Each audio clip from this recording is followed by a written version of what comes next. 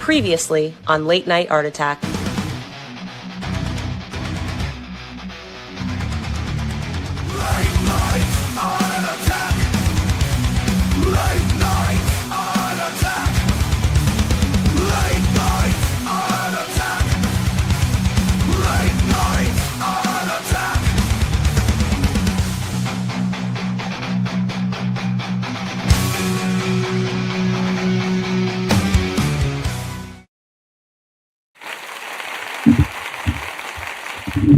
Here we go. Thanks, ladies and gentlemen, for joining us once again for Late Night Art Attack. My name is Jerome Hinds, and I'm here with Raul Misue. Raul, what's happening? Yes, good evening. It's good to be back. Yeah, everybody's Sorry, all right. I'm doing my usual producing nonsense here. Okay, Raul, what you drawing here? So I'm drawing what is it called? The Flame. I'm drawing the Flame from Cross Comics. I'm gonna be drawing the number one issue. Yeah, I'll be doing that project, special project. Getting paid money. You're drawing the whole comic? Yeah, the first issue. But it's not due for a long time. Like a couple of months. There's other campaigns that he has, and yeah, it's from the Canadian Shield, and it's from Cross Comics, and there's other comics that they have to produce first. So it's a comic that's being worked on. I've been doing the first issue. Got to get a feel for the characters. Yeah, yeah. Oh, well done, man. Okay, how many pages? Oh no, how many pages? Yeah. Oh no, it's a lot. I was it was so much to think about. It's like 22 pages. Oh, okay, that's an average length of a comic, yeah. Oh. Yeah, but me, I'm only used to doing like pinups and stuff, and Oh, I get my congratulations, man. I get my good. Yeah, he's like a superhero, and I was reading the story. So like he helps people, and then what's happening? His special power is he's got like powers that his hands glow, and then he has some kind of firepower. I'll be telling you more as I work more on it. But tonight I'm doing that. Right. Yeah, it's pretty cool. I like the character, the Flame. You'll be seeing him when I finish drawing him. It's gonna be fun. It's gonna be fun. I only do it if I like the project, but you know how hard it is. It's not pinups. I mean, you got to actually draw a book. Yeah. A book. It's very true. Drawing pinup artwork in covers and splash pages, it's a completely different beast. Now you know. Yeah. I tried to start the project, and I was like, oh no. I told him I don't think I'm gonna be able to do this. It's a lot of work. Yeah, it is. It is a whole. I'm just adjusting the resolution here on it. Oh no. Yeah, but Yeah. it's fun. I figured it out. What's happening? There's a script, and then you got a story, and you gotta follow the different pages, and it's not stuff you like to draw, but there's some stuff on there you like to draw. And I never drew the characters before, so I get used to drawing the characters, and that's who it is. And I'm not coloring it though. I'll be doing inks, pencils, inks, But then I think he's gonna color it. But I'm trying to get it for exposure. The first issue. Good stuff, man. Well done. Cool. That's cool. I like the first issue. I don't want to be like on the book and then have to follow somebody else. Oh no! And then Jerome, you gotta deal with having to follow somebody else's art style. Like maybe it's a first issue, so they gotta follow me. I don't have to be, I don't gotta be following anybody else. What about you?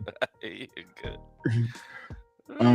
Well, on what you were saying about drawing a comic being very different to like just doing a single image, I remember the first time I actually came to draw a comic for another writer. And that's when I suddenly realized that I couldn't draw.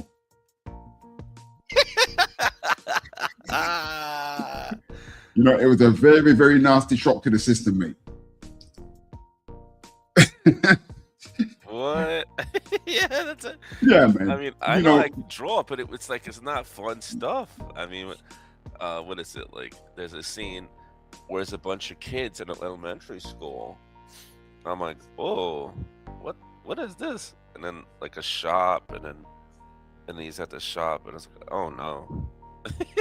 It's always show like spaceship stuff, and then like a family scene with the wife, and like, oh, what? yeah, man. You know, because you know, we everyone's used to drawing what you just draw what you like to draw. That's But true. like you're saying, right, when you're working with a writer, you're having to draw what someone else is thinking. Oh, You know, and that's why I discovered that I actually can't draw. no, you can't That I couldn't draw, sorry. I remember a very simple thing, like there was a guy walking through a gate. But this was some years ago. right. And when I came to drawing the gate and the guy, it was absolute crap. Oh no. Yeah, man. Nasty wake up call. I have to get a lot of reference now. So it takes place in Canada, and then you know you have to have specific buildings sometimes. He has like backdrops of what the house is supposed to look like, the outside, the inside. What? Yeah, that's right, man. I'm really glad you're doing that. It's gonna be excellent. I can't wait to see it. Oh, okay, yeah. But so the thing is that it's not due in a month. It's like a couple of months in the future, because there's other books, Snowpiercer, and then there's I think that's what it is. I'll have to get the name down for the other book. He's got the Canadian Shield. I think it's Snow something. Then it's gonna come out the Flame. So you have to wait. You have to wait for the other issues to come out, and they have campaigns. So there's no rush for me. There's no rush for me. So I was like, oh, he's trying to say, there's no rush. But payment, I'm like, what? I was like, yeah, I'll take the nice payment. Oh, good stuff, man. Good Yeah, stuff. yeah, imagine Nice. I mean, it's hard enough to draw it, but imagine you're not getting paid. Oh no, that's even harder. It's like homework. Can you believe that, Jerome? Doing a whole book is like doing homework. It's like homework. That's like being in school again. Yeah, man. Yeah. I'm drawing today. I'm drawing a stretch goal. Remember the Thunder Zone campaign that I'm part of Yes. with Dan Sen? Remember that? Yeah. We got a stretch goal of where we're adding 4 more pages to the how to draw characters from the Thunder Zone that I produced. Man, And last week I did that character called Clandestine, and this week I'm doing a character called Mero from the Squad. That's part of the Thunderverse universe. She's a tough chick. She's a big lady from the sea. from the sea. From the sea. She's kind of like amphibious. Oh, she is. Oh, cool. Yeah. Like the ocean. I didn't know that. Yeah. I didn't know that. So I'm going through my usual procedure of skeleton and all the rest of it. Okay, just checking out my time lapse is recording. Yeah. Hey, that's looking good already, man. Is he a black guy? Yes. All right. Okay. Yeah, I can see it man. already. It's like I like the Canadian Shield. He's kind of tan, but they have he has like other artists on it, and the snow one was like a woman book. And I said, no, I like the Flame. The Flame looks pretty cool, man. I said, I like it. I was like, I'll do that book. It's cool. It's cool. Canadian Flame. I don't have it all up in front of me. All that it is. Sometimes I go on his show. I'd be going on his show, and I just like drawing. I say, I'm just gonna try drawing his characters. I know. And then you know how it is. They go, hey, I want to talk to you after the show. So like, I don't know. I thought it was something bad. So that's how it happened, yeah? Oh, that's nice, man. Yeah, I want to talk to you after the show. I don't want to discuss anything. And I was like, oh, I think I did something bad. That's what happened to me last time. That's why I kind of jump out the back rooms. Hey, can you stay? Can you stay behind? And then, oh no, yeah, that's bad news. This Oh time it was man, good that's news. excellent. Time it was good news, man. That's Oh, good to know great. that. So that drawing you're doing now, is that going to be a cover or is that going to be from the interior?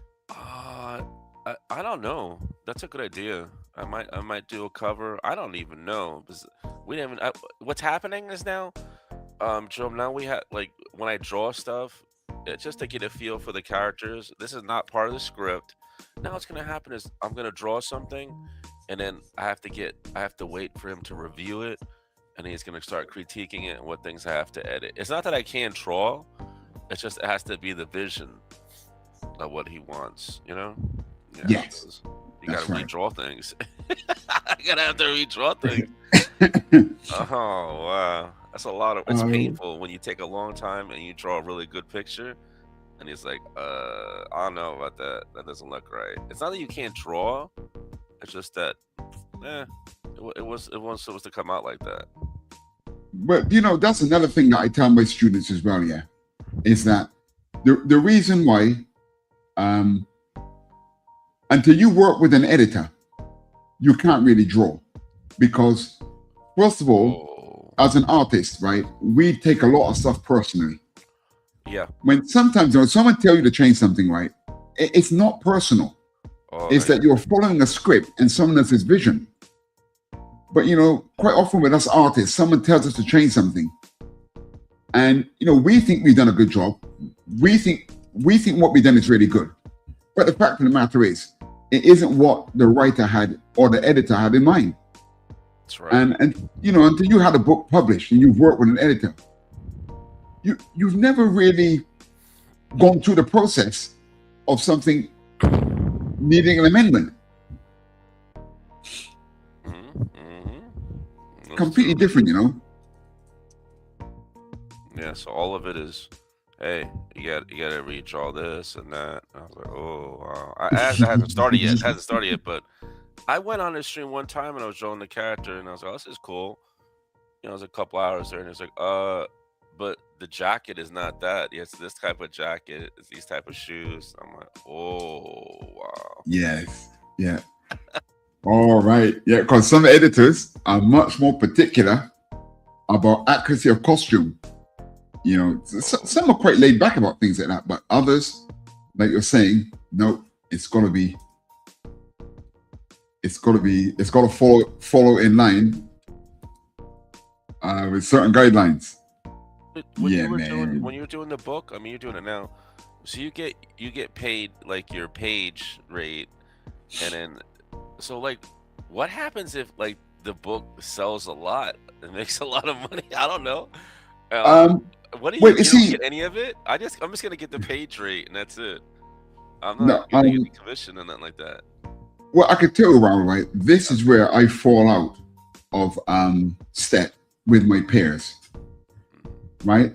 What I mean by that is, if you get paid a page rate, right, you're basically commissioned. It's a bit like graphic design. Unfortunately, the comic art, I think people like Neil Adams kind of blurred the lines.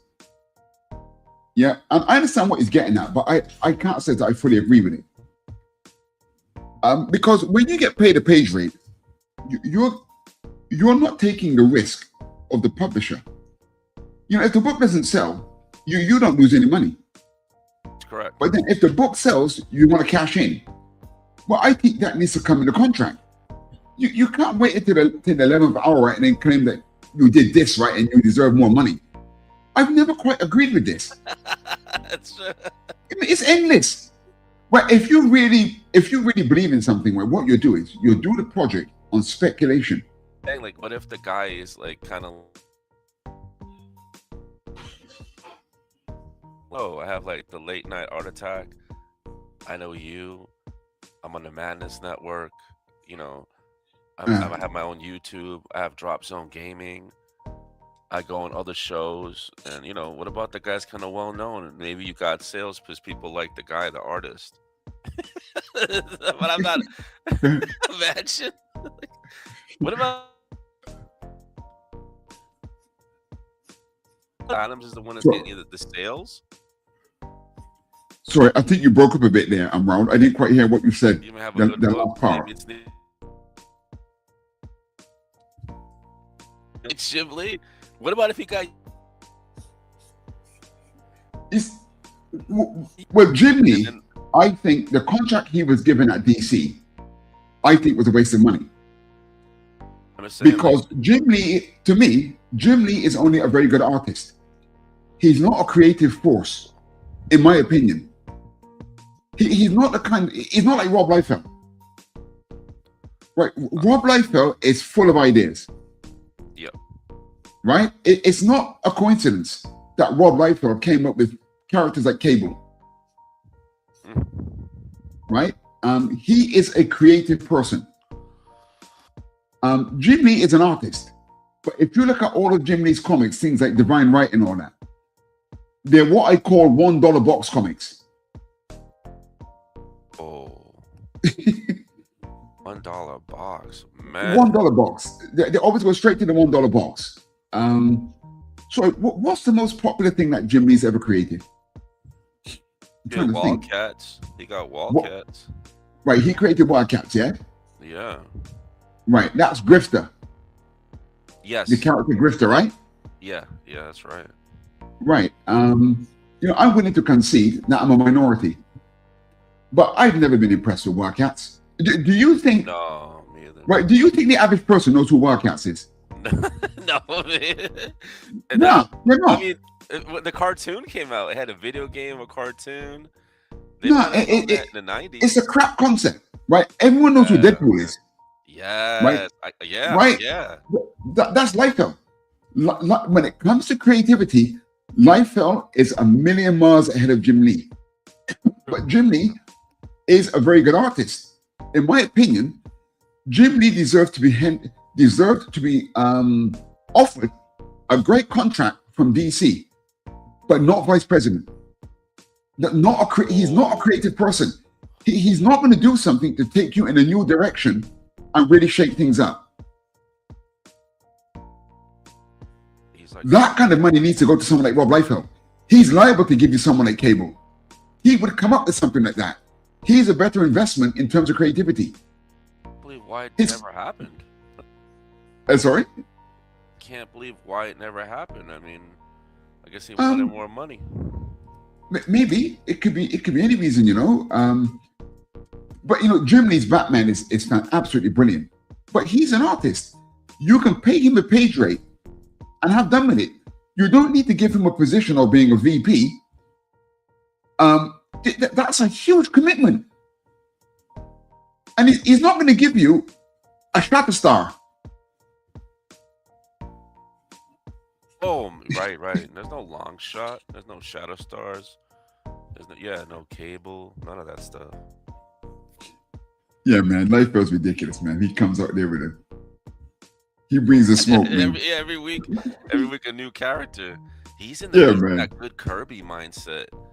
Kirby just creates stuff like that. I don't know. The only thing Liefeld was lacking, I think, right, was a good editor to keep him on track. If you look at people like Mark Silvestri, he a fantastic discipline. Eric Larson, very, very good discipline. They can finish projects. They're very consistent. But Liefeld is raw, man. He's out there producing 101 things and finishing nothing. That's true. I don't know if you get the one issue out, but he's on the next project. Yeah. Oh, wow. But he just needs a team behind him. You come up with the idea, then let some other writers and other folk come in and finish what's going on. That's true, man. That's true. Oh, no. A Liefeld, man. He's not going to let anybody down. You know what? Here's one thing, though, at least. With the book that I'm doing now. So nowadays, the artwork is in color, so I don't gotta put as much detail in it. I have to pull back actually. I pull back. I have to pull back. Can you Yes. believe that? I can't believe that I come from the work of black and white. I come from the era of the black and white independent comics, and now these independent comics are all in color. Yes, right. Unbelievable. So when you're doing your book, Jerome, do you do pencils and inks, or you just do pencils, or what's happening here? I do pencils and inks at the moment, and I normally Okay, so that's normal. Yeah, That seems to be and okay. someone else does the coloring. Sometimes I do the coloring, but not always. For more money, though, right? I'm not gonna. I wasn't gonna go. I'm gonna do the pencils, inks, and the colors. I'm not doing that. I can do it, but I'm not. And of course, yeah, if you've got a tight deadline, there just simply isn't time to do everything. Oh, yeah, so I have to work, you know. I got another job, but it's not art driven. And, you know, I gotta make time. That's good. You got a profession where it's art driven, and you can you know, make time. Kind of make time. I don't know. It's another job. It's not that easy to get a whole book done. You know how many hours you got to put into it? It's a lot. You gotta make time. Oh. But you know, I'm only semi-professional as well. You know, I only get paid on the back end mainly of projects and all the rest of it. And you know, I'm not getting like those $300-$500 rates that you see some of the pros getting. You know. Can you believe that? Like a page. Yeah. Oh no. But listen, I'm going by figures from years ago. I'm not sure what the current page rate is for Marvel or DC. I ain't got a clue. Oh, I don't know. I was looking at online for independents. It's like $50 to $100. Or maybe something like that. But not. That's independent, yeah. Yeah, independent. I don't know what the page rate is for Marvel now. Yes, it's an individual who also has another job, but this person that when I'm working with, he's used to paying people. And how's the currency like? Do you get PayPal? I gotta get a PayPal account. Yes, definitely the easiest is PayPal. It's the easiest. PayPal makes life really easy, man. I have a bank account. That's what I don't like because I have in the States Cash App. So he's from Canada, so I gotta get PayPal. Cash App, it's an app that they send you cash and that's it. But it's very easy to set up, you know. Well, I'm not sure between America and Canada if you could still use the Cash App. Maybe is it possible? Doesn't even know what Cash App is. I was like, oh man. Oh yeah, and Apple paying that. Yeah, Apple paying that. Yeah, that can make life easier sometimes too. And then that's down the road though. I'm just trying to get the book done. I'm glad I'm gonna get paid. What's happening though, I don't know if you've seen this with these books, is that so these people are getting paid, they're on his book, okay, and then some kind of life situation comes up, something happens, I don't know what the situation, and they gotta leave the book. Can you believe that? Well, that's one of the toughest parts, right, of all this indie publishing in that, man, because you know, artists, you know, life happens, and quite often, man, you're out there, independent publisher, you ain't got much money, and then suddenly, halfway through a project, the artist has to bail. Well, I know. What is that? So he paid money. He paid money to some artist, and he got a couple of pages done, and then something happened where, you know, some kind of life thing. I don't know, something happened, and then now he's gonna pay another artist to redraw all the pages, the same exact pages. You know what? You can't have half the book like one artist and half a book like another artist. He was saying, "Oh my gosh." Well, okay, that's his editorial decision, right? I mean, he wants the artwork to look consistent throughout. Now, unless things are really, really jarring, I personally wouldn't do that. I personally, no, I would have just told the next artist to carry on from the page where the other guy got to. True, that's true. I mean, the art itself from the other artist, it wasn't that different. You know, it's not anime to, you know, northern mainstream Western art. It was the same kind of style. Yeah. You know, as an editor, he's obviously very particular. I wouldn't bother with that personally. I would just tell the next artist to continue from where the last guy was. But you know, that's one of the biggest problems again, right, of being an independent publisher. In that, you see, Raul, right? The thing is this: I speak from both sides of the fence, both an artist and a publisher, right?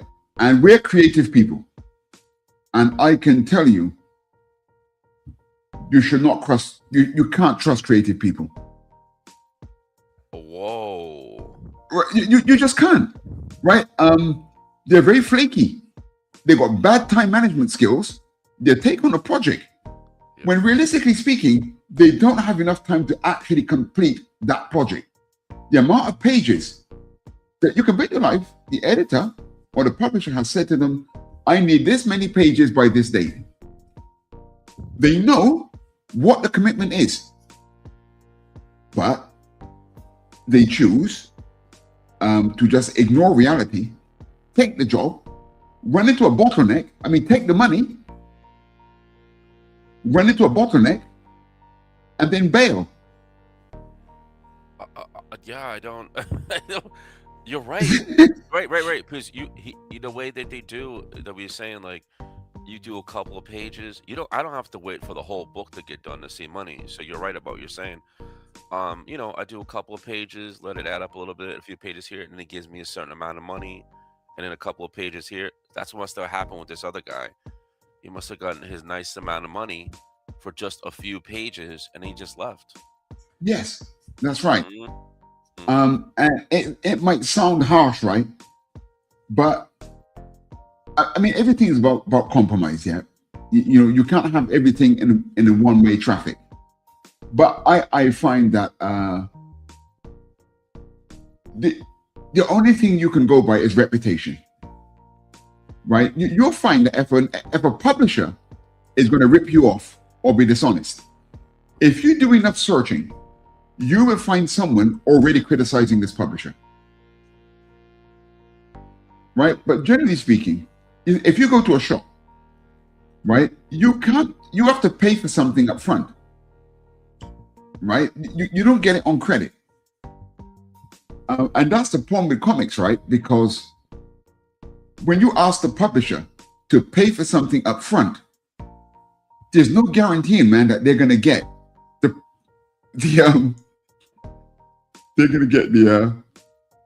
the work sent back to them. It's very tough. Very, very tough. Tough for the artist and tough for the publisher. The best compromise that I personally see is milestones. Like the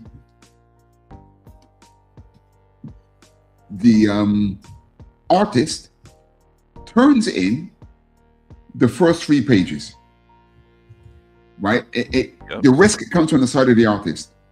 1 to 3 pages, and then the publisher pays for those 3 pages, right?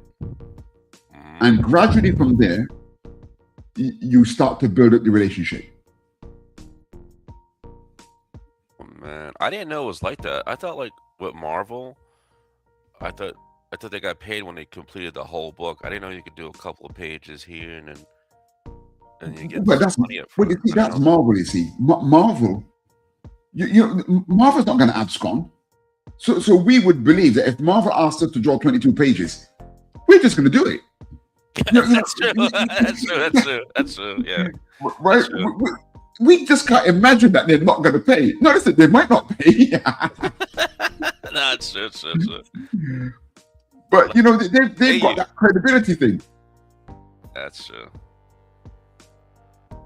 Like, if I don't do good, you know, he's gonna probably say the same thing about me. So I gotta make sure I do good too. And then, yeah, you're right. And if I don't get a good, if something happens with him, like I'm gonna say stuff like, "Oh, I didn't get this and that." Yeah, it's a two-way thing. Two people are saying the same thing. Like, a lot of negativity. You know, if they don't stick to their contract, if they don't do a good job, all that stuff.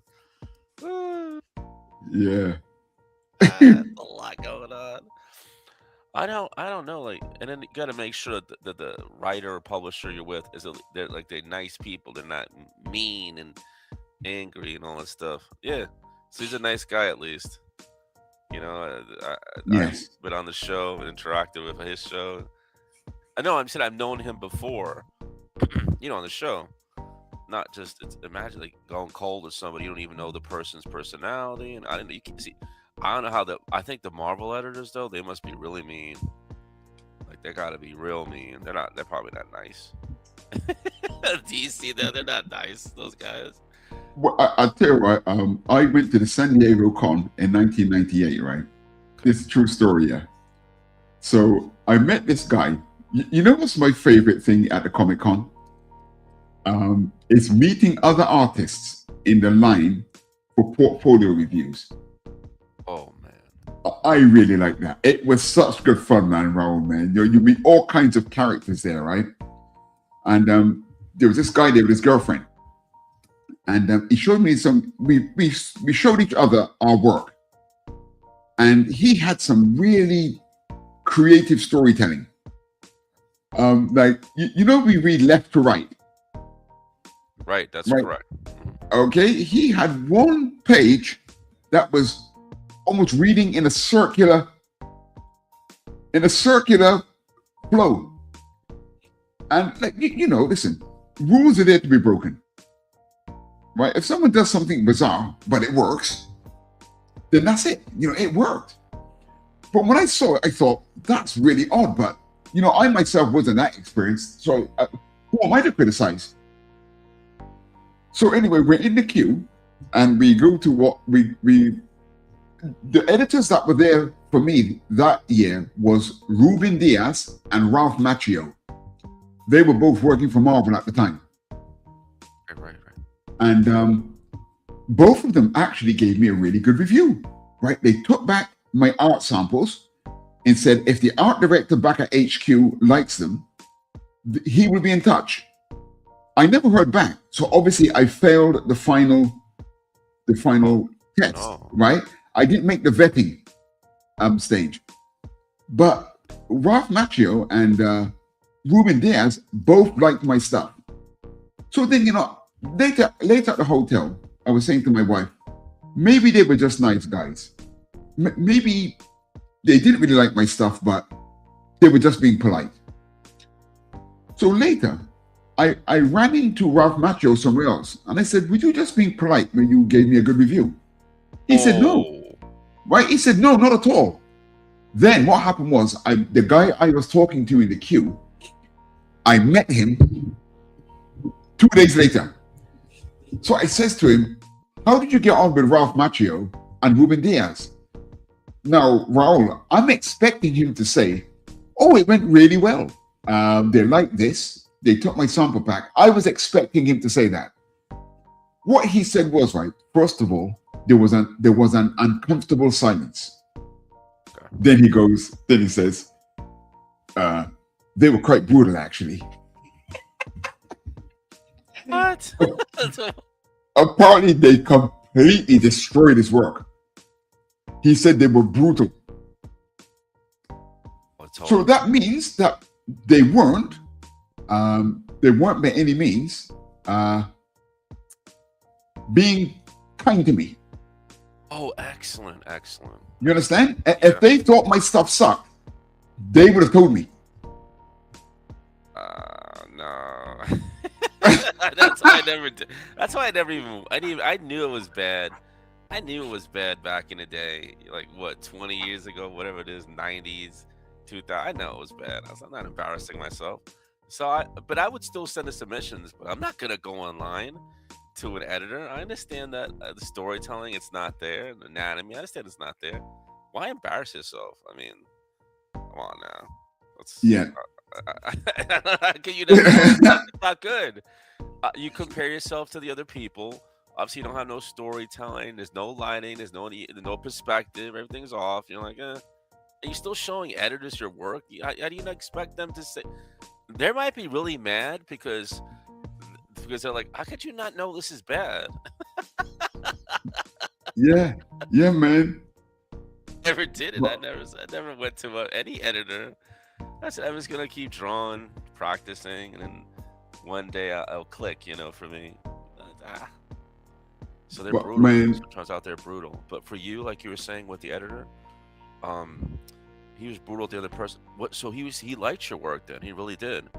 And then, yes, those two guys, they genuinely did like my work. It gave my confidence a massive boost because at the same Comic-Con, did I ever tell you? I've told this story online before, but maybe I did it in Late Night Art Attack.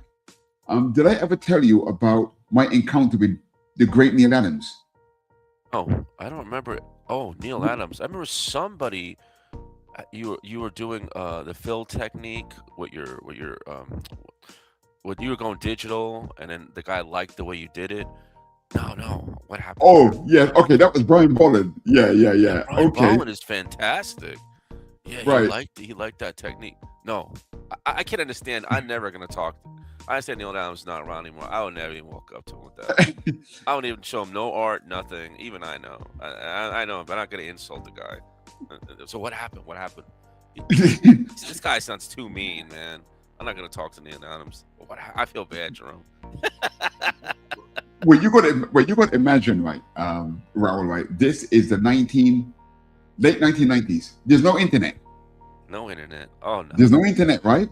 So I don't know that Neil Adams suffers no fools, right? And I'm walking past his booth, his continuity comics, and no one's in there. So I said to him, Mr. Adams, can I show you my work, please? And he says, yeah, sure, come in. Right, so then I went in there, and he flicked through my work, and then Raul, I'm not joking, right? Then he goes to me, right, now you need to go and learn how to draw. No. Right, and then I can't take that. Listen, let me switch the camera. I've got to show you this. Right, hang on, right, let me make myself big. Right, can you see me? Right. I see you. You can see me, right? Can you see my hands? Or it's cutting out because of the background. Right. But I see it. So Neil Adams looks at me and he goes, now listen, now you need to learn how to draw. Right? Then he takes his hands and he puts them on my shoulders. And he goes, this is Neil Adams talking to you.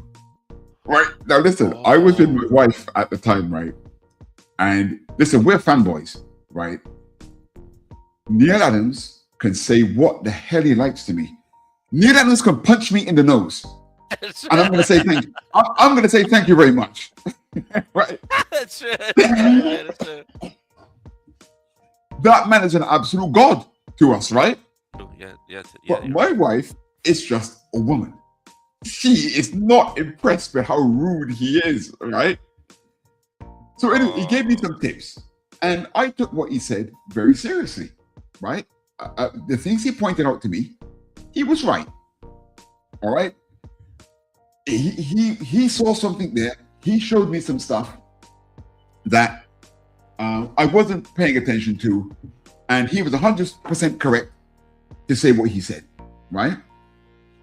Then later that day, I'm still taking my work around, and I get in with Chris Claremont.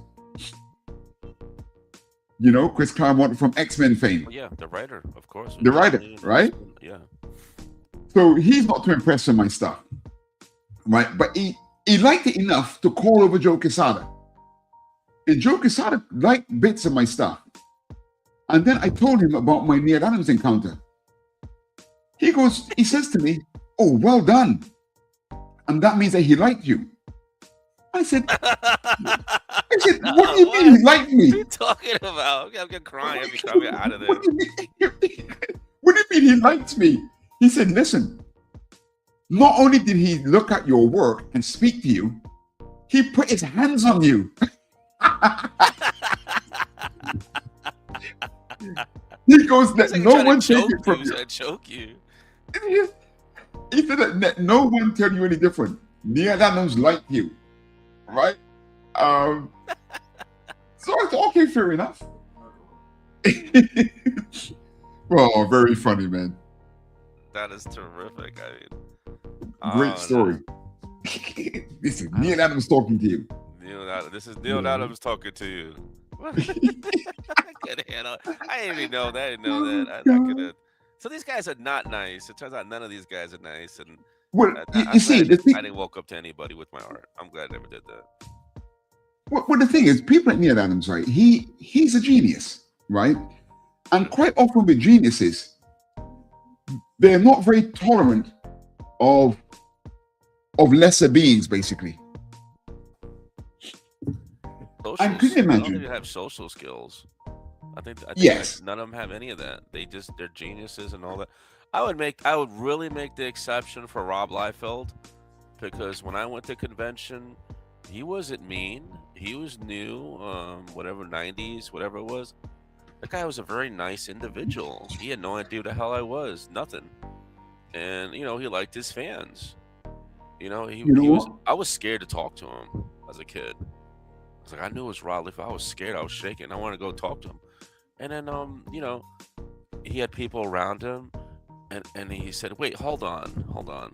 He just stopped his conversation. He just stopped the conversation. And then he looked at me and kind of waved and said, hey, man, what's up? And that was it, You know what? I found exactly the same thing. Well, at the same Comic-Con, right, I showed him my stuff. And he said, okay. Right? Yeah. He said, man, I love your accent. Right? Then I did the X-Men tryout, and I did an interior of the X-Men mansion. And I put quite a bit of effort into that. And he said, cool background, man. That's a very good background. Right. Yeah, so you're right. He's a lot more forgiving. He's much more laid back. And I had a character called Justice Jamaica. Nice. Long dreadlocks and all that, right? And he says to me, you need to be focusing on this character. Oh, wow. Oh, no, that's a whole other spectrum that he put you into. Was it your character that you created, Justice Jamaica? Yeah, it was my character. And he took an instant like. Mm-hmm. And the thing is, he wasn't the only one. There was a few people at that con that saw the Justice Jamaica character. And they nearly all told me I should be producing that comic. But I only did I only did like an ashcan for it. I did like a very simple breakdowns ashcan, but I never actually went into full production for it. A good character. I like that sound. Now, I still like that sound now of it. I like that now. I would have liked it back in the day too. Oh, no. You said that's smart. So they were into your character as well. And yes. Amazing. Well, do you have any of the? I don't even think that you probably don't even have scanned. Nobody has. I don't have stuff from that long ago. Oh yeah, I've still got that stuff. I've still got my Justice Jamaica drawings, scanned, digitized. How? Somewhere in the bowels of my old CDs. My old CD folder. Old CDs, man. Old CD folder. You have CDs. Old CDs, man. I have so much art, and if the computer doesn't work, if something happens to it, I lose it. But nowadays, now we have hard drives, separate hard drives, so I just start saving it. But back in the day, there were no 1 gig hard drives. So I just lost everything. I just lose all the artwork. And my originals, you know what? I had originals too. I don't have those. Because when I moved from New York to here, there's a lot of stuff I had to get rid of. And my parents told me, hey, you you got to throw some of this stuff away. We're moving somewhere else. I'm like, what do you mean? You got to throw this stuff out. You can't bring everything on the truck and all that. I'm like, all right. Man. I had to start fresh with everything. But I didn't know. But I kind of got nervous too because I had real paper and real inks. I'm like a germ phobe, so I didn't want to inhale all the inks and the paper and all that stuff. And really, I had some comic books that weren't that good, you know. So I had a lot of paper, like old paper, old art in my room. And I was like, you know what? I'm going to start fresh. Oh, man, nice. They said, you can't bring all that with you. I'm like, all right. And I'm looking at the place. I'm like, what do you mean? I guess they must have gotten nervous. You got to throw some stuff out. We're not taking all that. I'm like, all right. I was saying, thank for digital. Do you have like your paintings and drawings and all that? You still have that? And nobody says anything about like the papers.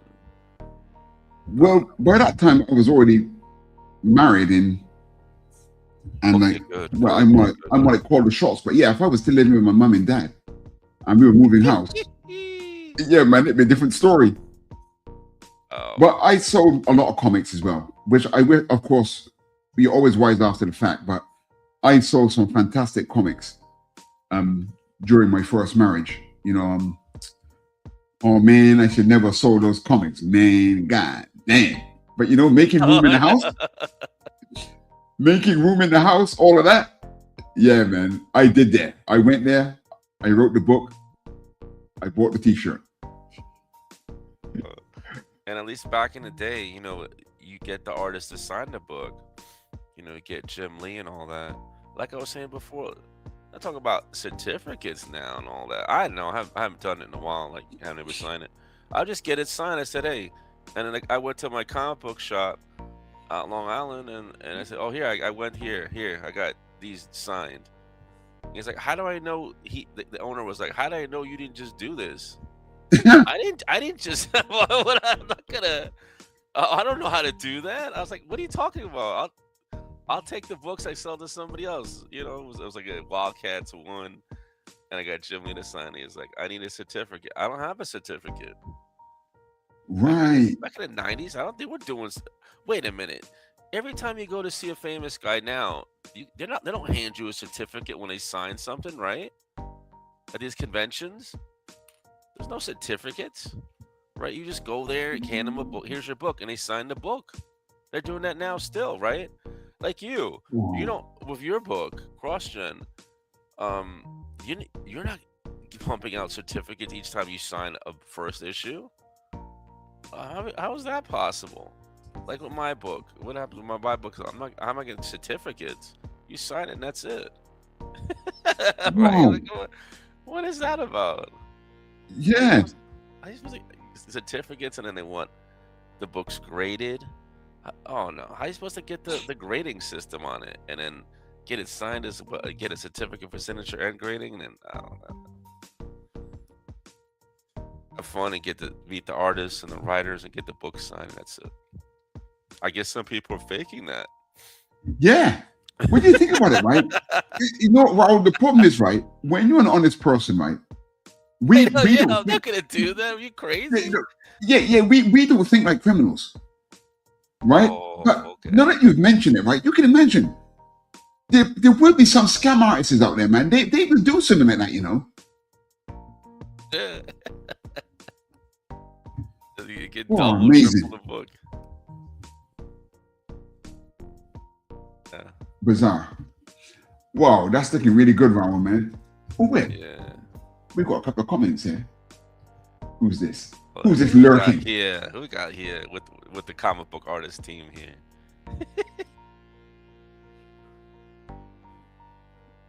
Okay, Raul, can you turn up your mic slightly? Someone's commented that your mic might be a little bit on the quiet side. Oh, is your mic quite far away from your mouth? No. Is it better now? No, I could turn it up. Yeah. All right. Yeah, that's louder? good. I don't know. Yeah, it's louder. Oh, listen, I'm not sure. Wait, Jerome, I'm not sure. Audio on? Now it should be louder. Good catch Yeah, though. that's definitely louder. Yeah, I can hear that. Hey, look, someone's asking here, Mr. Jerry, why is Manchester United in fourth place? Okay, Raul, this is to do with football in soccer in England. Yeah. Okay, now Julian. Oh, Julian, is that my student, Julian? I think that's my student. Julian, listen, I can tell you why Manchester United is in fourth place. It is the spirit of Fergie via Michael Carrick. That's why. I'm not kidding, Julian. Julian's a bit young. He can't remember the days of Alex Ferguson. It's a legendary manager from the team called Manchester United. But Julian, what's happened is Michael Carrick.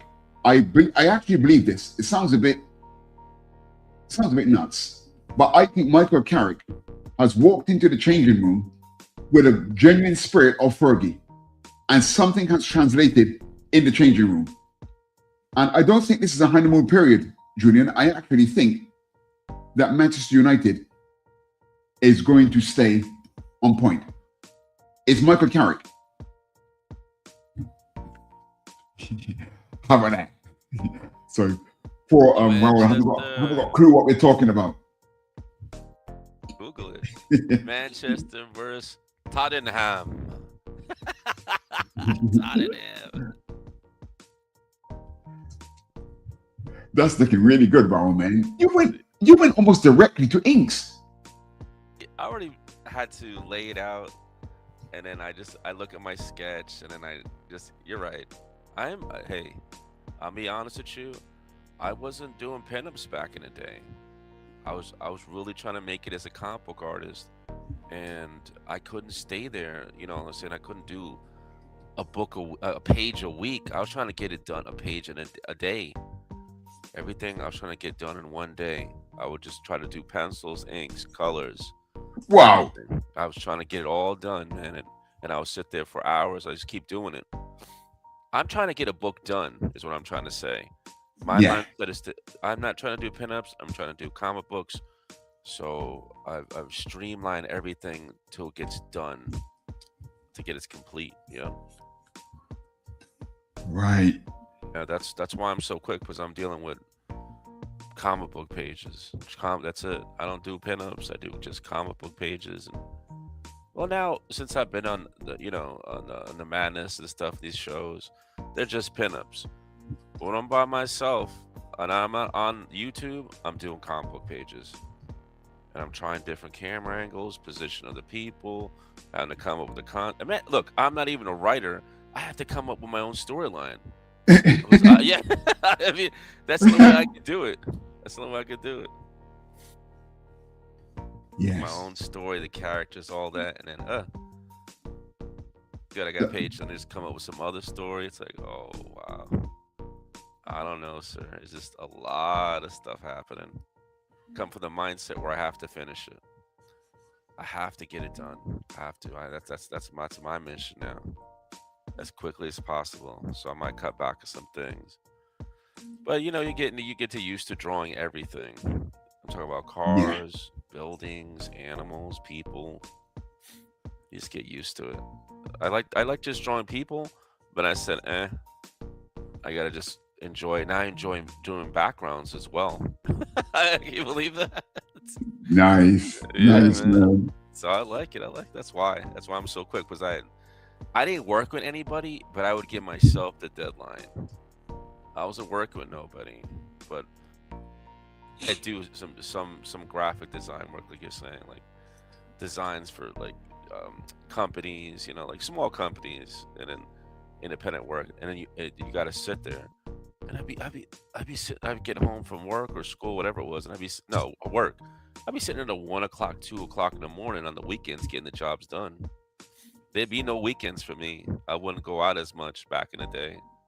No weekends. Right. I would just sit there doing art, practicing art, and I knew not to do pinups, so I would do pages.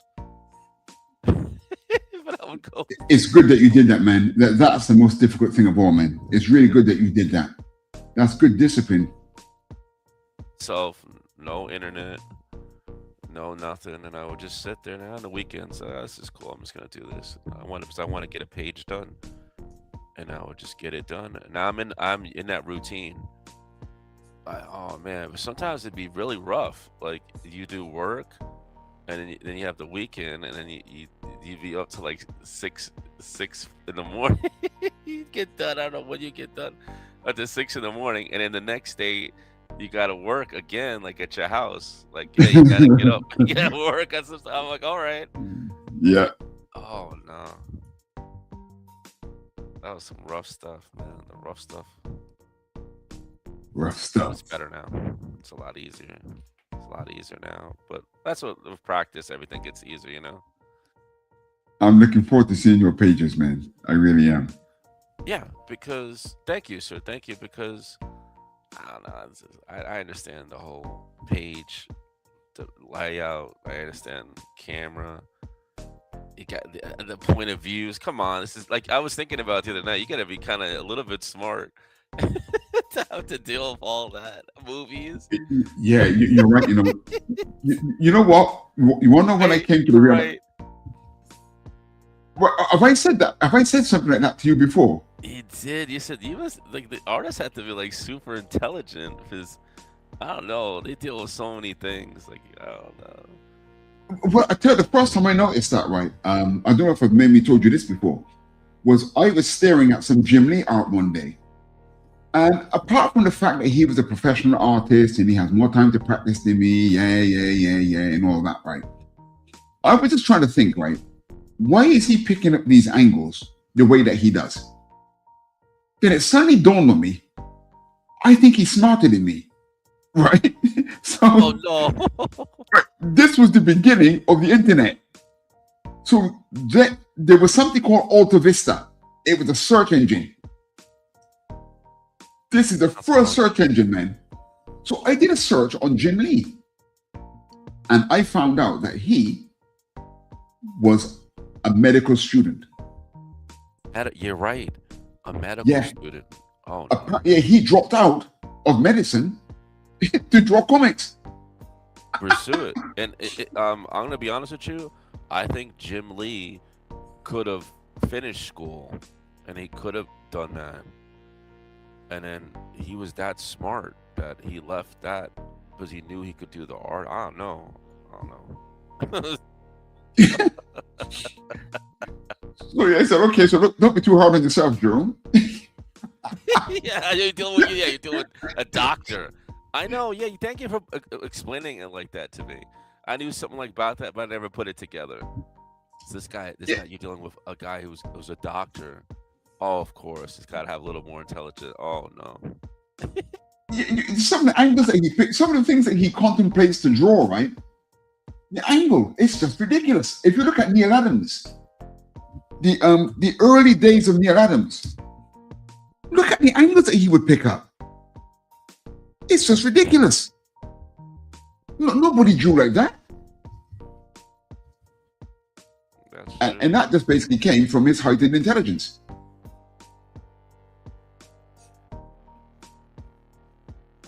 That makes sense. I don't know anything about Neil Adams' background, what he did, but oh no. And then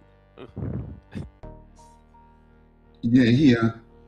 And when I then became like a teacher, teaching comics and art and all the different stuff in that, I then saw firsthand what intelligent people can do.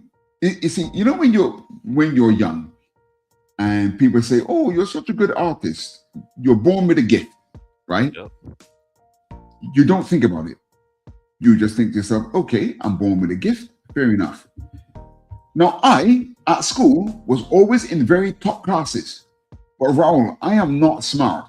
Right, listen, I always thought to myself, why the hell are you in this class? Right? I've never ever deemed myself to be in any way an intelligent individual, right? But teachers at school always put me in with the clever bunch. But then when I started to teach art, and I started seeing some of the things that I'd explain to certain people, and they couldn't catch it, that's when I realized that actually, I'm not as dense as I thought I was. That's true. You know a lot, but I can ask you questions about it. You're right. Yeah, I don't know. I didn't realize that growing up, though. And, I still don't think I'm super clever. But when you start teaching other people things like anatomy, you start to realize that the smarter the person, the easier they grasp those concepts. Oh, it's gonna take me a while to grasp it. Then it's gonna take me a while. Listen, the funny thing is this, right? I noticed that certain people that I was teaching, for whatever reason, just could not understand perspective. For whatever reason, they were struggling when we got to that part of the syllabus, right? Have so then, to, though. Sorry? To understand it, it's not you can't. You have to do it. You have to. Well, that's the thing, you see, because I'm teaching comic art. There's no choice, right? That you say, if you have to learn that. There's no choice. So it got to a point where I started to diagnose kids on the spectrum. And the parents knew that something wasn't right, but the child was undiagnosed. Really? Yeah. There's certain exercises in perspective that when a person has a difficulty in a particular way, it means that they're probably on the learning difficulty spectrum, because these same people always draw heads on necks the same. Because you've seen it. You've seen it. Yes, I've seen it firsthand, and it's real.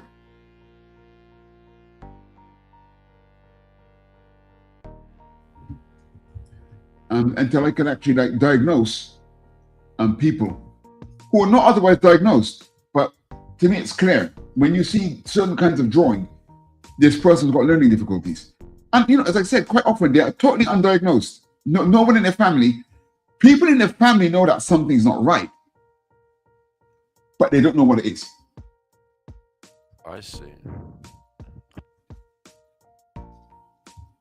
That's a whole. I like that. I like that you figured that out. I've never seen anybody do that before.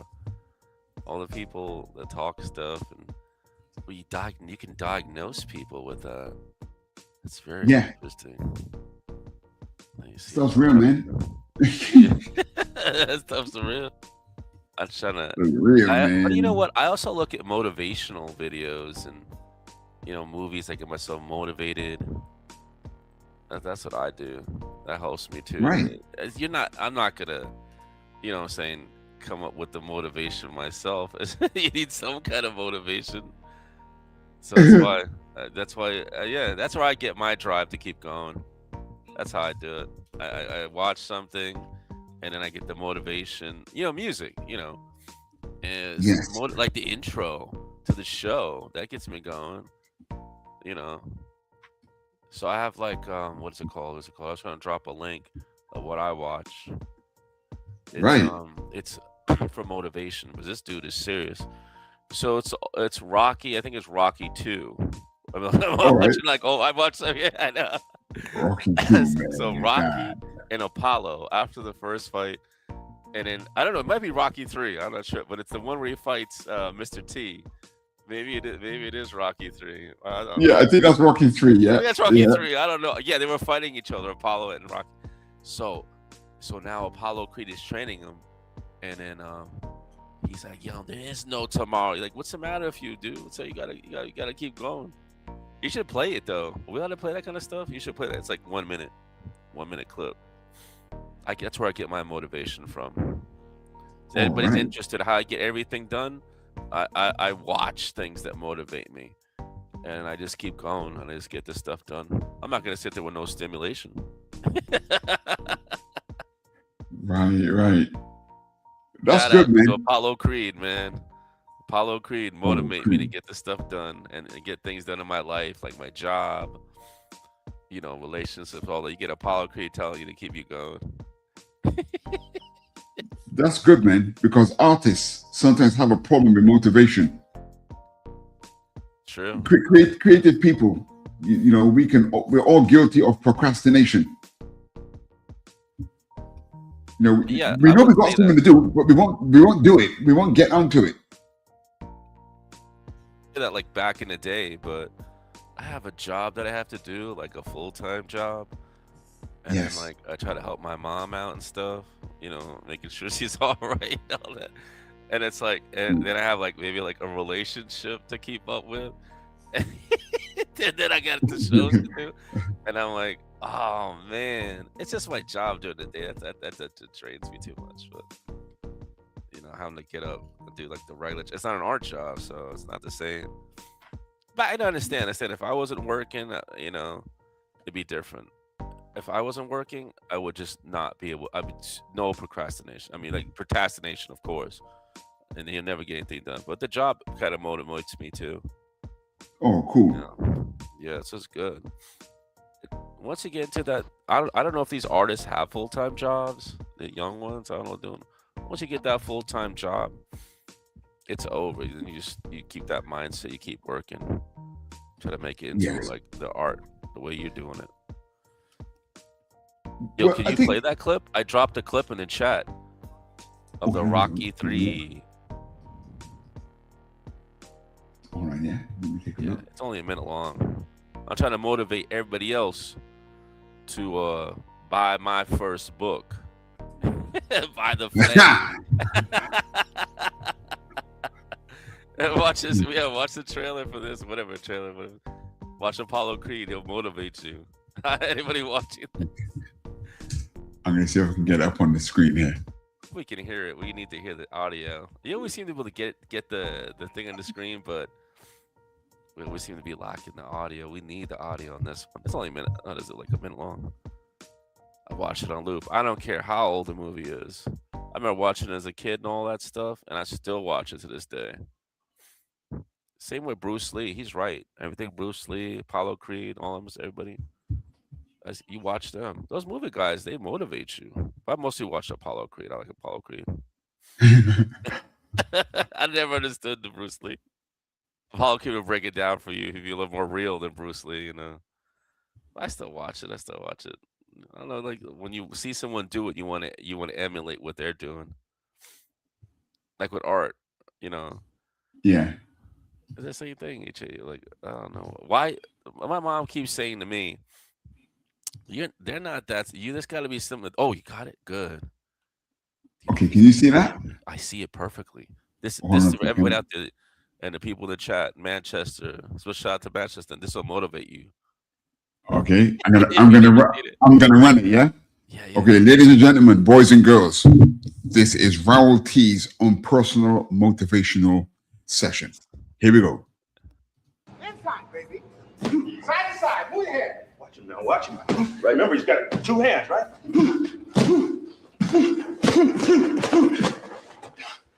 Damn, man, what the hell are you doing? This guy will knock you on your ass. Come on, Rock. It's not a game. You want to live in the hospital for 5 weeks this time? You thought I was tough? This jump will kill you. All right. Come on. Get your head on your shoulders, man. Think about the fight. Clubber Lang's in here. He's trying to hurt you, Rock. He's trying to hurt you. Okay, here he comes. Jab. He's jabbing. He's trying to hurt you. You gotta fight him. You gotta move. He's up against the meeting. He's up against the rope. He's in the corner.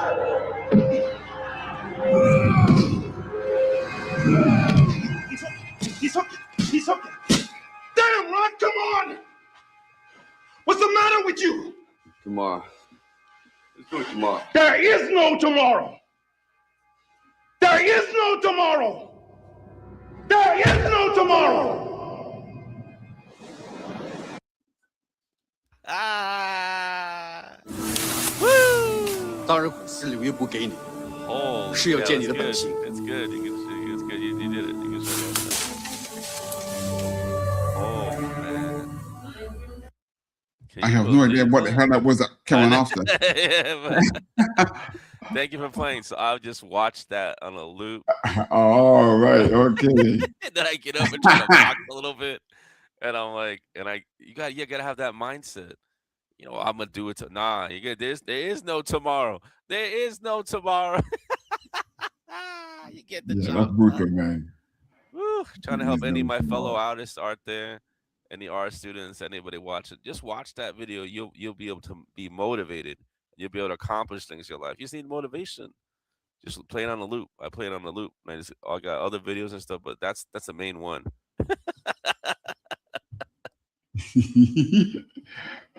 Oh, good stuff, man. Rocky. Rocky 3, Balboa. That's at West 3, yeah, that's true. One of my favorites. I like watching the Balboa. Rocky Balboa. What's going on here with the Jerome? I like Oh, this. the construction, Okay.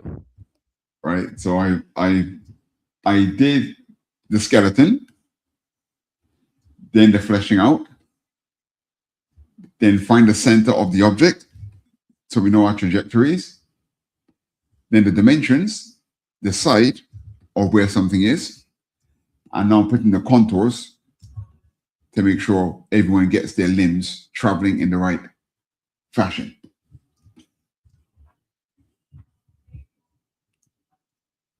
I always go through this procedure with drawing, learning how to draw a character or anything really. You know, foreshortening, right? Right. You'll find that if you see someone's drawing and the foreshortening is a bit off, it's normally because they've not taken on board what this thing I'm doing now, contours. They've not taken the contours into account. Once they fix that, a lot of the mistakes that they were doing might appear to be, they might be able to fix. That helps just with the foreshortening. You're right. Yeah. If you don't take into account the roundness of something, the depth of the object, that really kills foreshortening. If you just don't take into account the amount of depth. I understand, like with the foreshortening, but what about if you're trying to exaggerate the style, like Jack Kirby, like Ryan Lefo and all that, McFarlane, and Well, I think that's a perfect example. Jack Kirby, his foreshortening was always on point. That's why everything looks so dynamic. Oh, I see.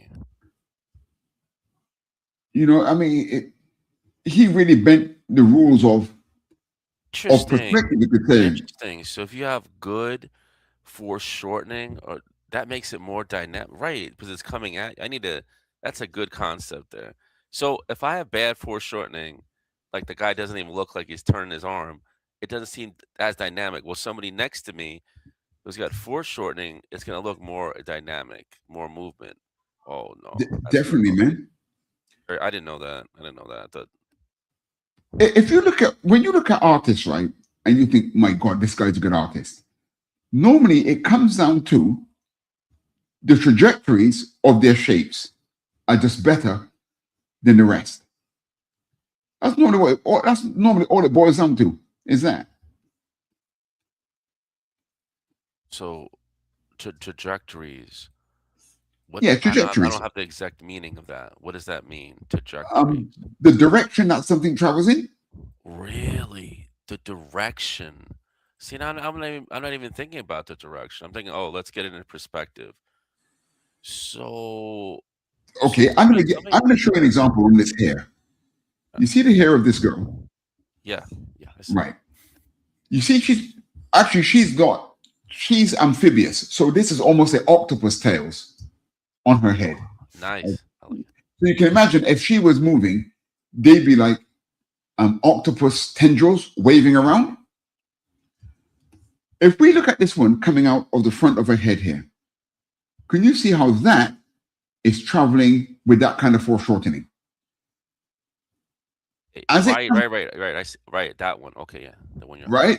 No, it's coming up and it's going away from us, right? It's still going away from us.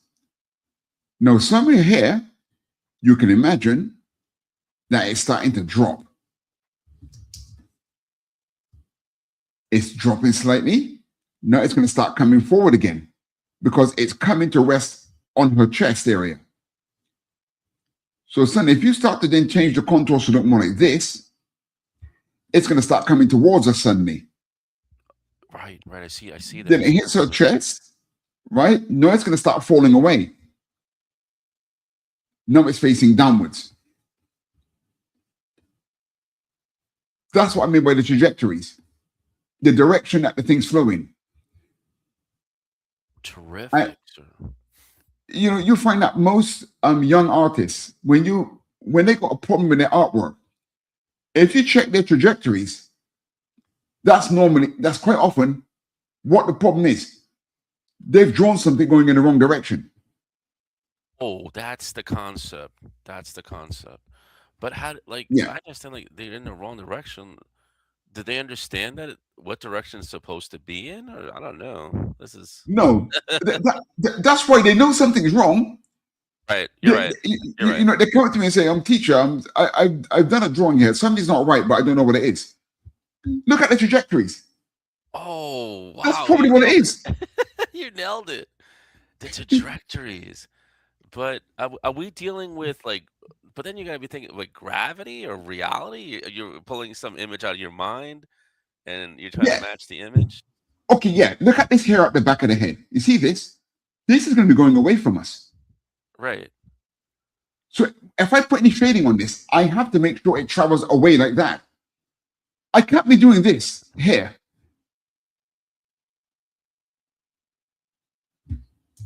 This is already on the back of her head. It's going away from us already. Here, that's going in. Now it's going to start to go away from us. And we're at the side of it as well. So we're going to see it's got to start tucking in because it's twisting and going behind. Oh, you're right. If you were applying any kind of shading there, if you don't have the trajectories correct, Yes, that's right. It's to help you with the shading. Properly. You're right. Yeah, that's right. It's to help with the rendering, the shading. Right. That's that's good to know that. And this one is tricky. It's going to go down the side of the head.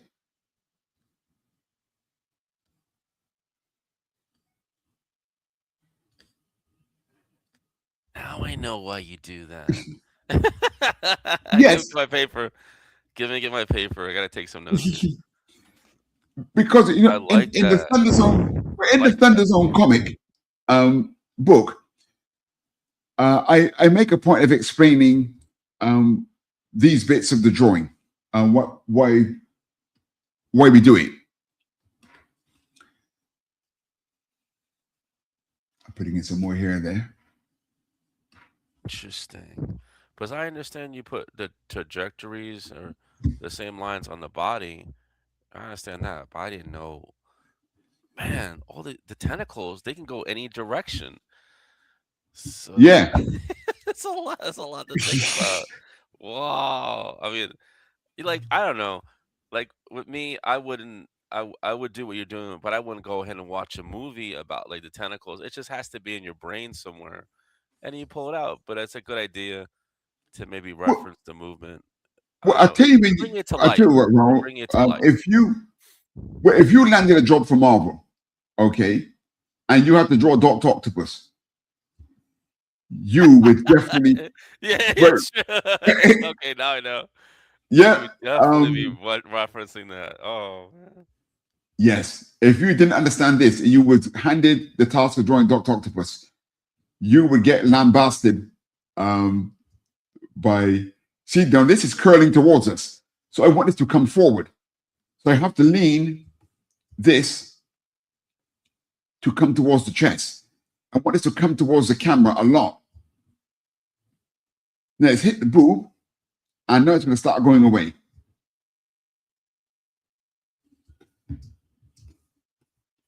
Enjoy that. I enjoy that. I enjoy that because All of this stuff behind is going away from it. Yeah, you don't know what's wrong with the drawing. I guess that's what it is. Yeah, quite often, if you look back at some of your old drawing, right? If you think there's something wrong, if you have an old drawing somewhere that you never quite liked it because you always felt that something wasn't quite right, go back and look at this stuff, and you might be able to fix it. Yeah, that's true. Look at it. See this piece of hair, this tendril is going over her shoulder. That has to go away from us now. To let the kid is hooking back over her shoulder. Oh, I forgot to flesh this one out. See, that's meant to come down here and go over her shoulder like this. And then here,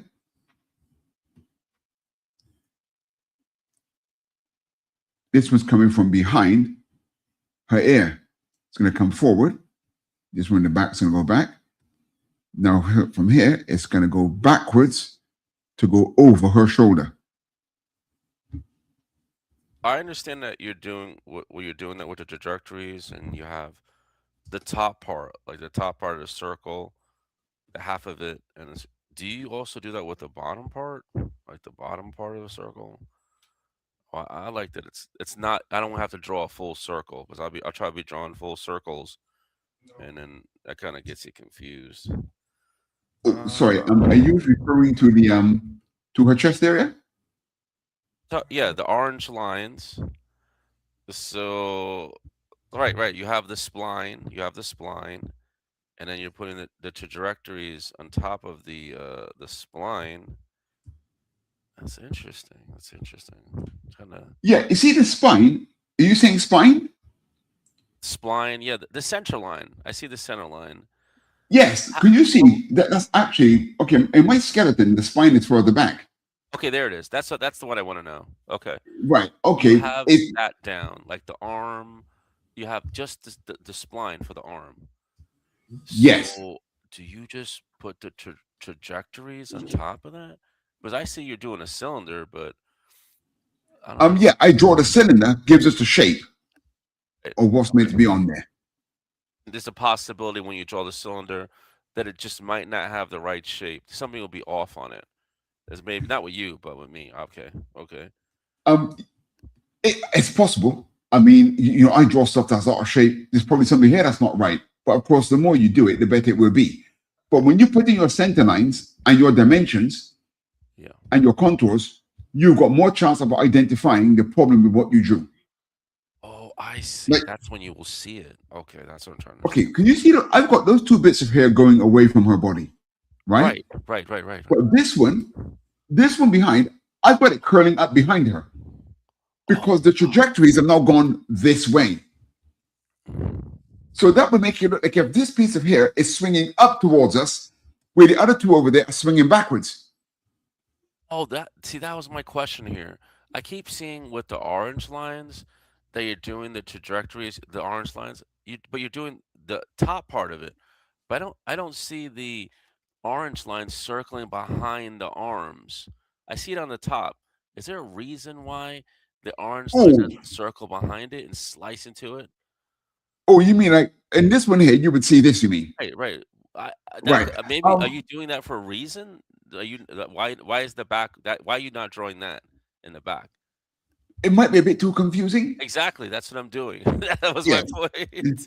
I mean, I have done some images when I have done that.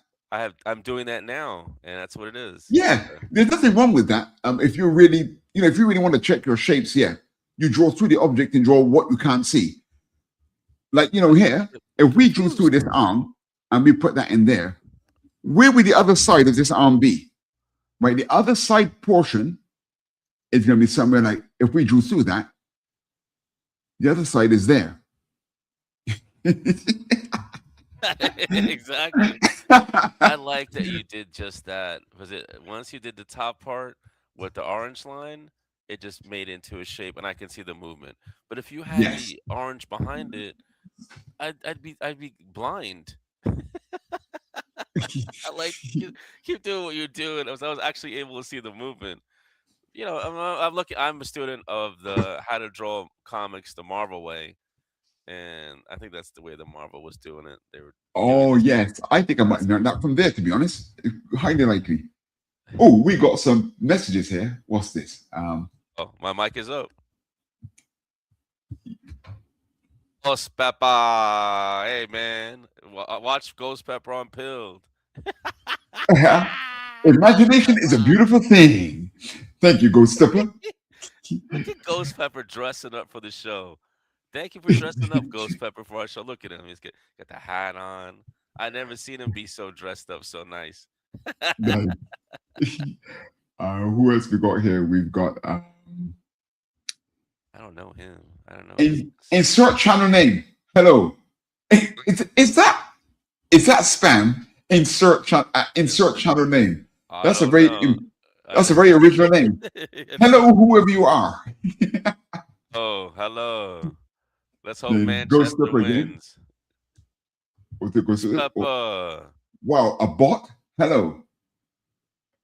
Oh, wait. Insert channel says, I'm not a bot, bro.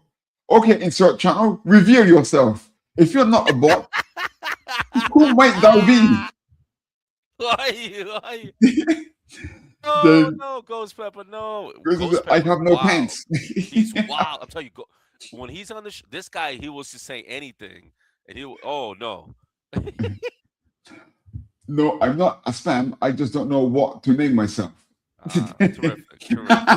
Okay, just think of your favorite. Think of your favorite character, whether in animation or movies or comic books, and just copy part of that name. That always works. I can think of him as SpongeBob. SpongeBob. He looks like SpongeBob. Oh. So, watch out for the Ghost Pepper, man. He's on Pilled. Check out Pilled. Pilled is awesome. All right. Pilled. Okay. Ghost Stepper. Ghost Stepper. So the reason I'm kind of just standing here, I got my breakdowns though. I don't want to overdo it. I'm trying to get some of it done, and then I'm trying to. I'm not even gonna try to color it. I'm gonna show it to him. Give the guy the pinup that I did, and then because I was looking at the other pages that were being done, and the amount of detail is. I mean, everything is there. It looks realistic. So okay, so what I'm seeing is that they're drawing buildings, cars. It's realistic, but it's not a lot of hatching and a lot of dark shadows. So that's good though with me. I can just hold back. I know I'm gonna ruin it. I don't. Do I get myself tired? I don't know what I'm doing. I still have energy. I don't know. Is over rendering something tiring a person? Have you ever seen that before? When you just over render the artwork and then you don't even know why you're doing it, or you're doing it and then you get tired? Is that a possibility? To just over render something and then you're exhausted after over rendering it? I can tell you this now, Raul. I have to be careful of that. Right? The longer I draw something, the more detail I start doing. Right. That's yeah. correct. So I identify with that 100%. But when I was reading the How to Draw Comic Marvel's way, they're saying you don't want to over ink it because it looks good big, and then when you start to over ink it, they try to shrink it down. All lines come together, and they kind of blur the lines. Yeah. So I was like reading that, and I'm like, oh man. And then you're not even gonna see the detail. One thing I'm seeing with Independence, I don't know if they do that now. There's a lot of zip tone. They don't even draw the lines. When I was in school, the guy was saying everything they're doing, they're just using zip tone for that. Those little lines and stuff on a character, the cross hatching. I didn't know that. They just zip tone.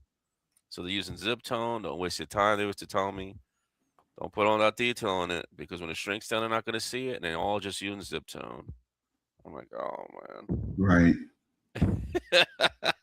I can't believe that zip tone. Well, definitely, you can see that there's definitely a lot less detail in Western art comics currently. Really? Than there used to be. A lot less.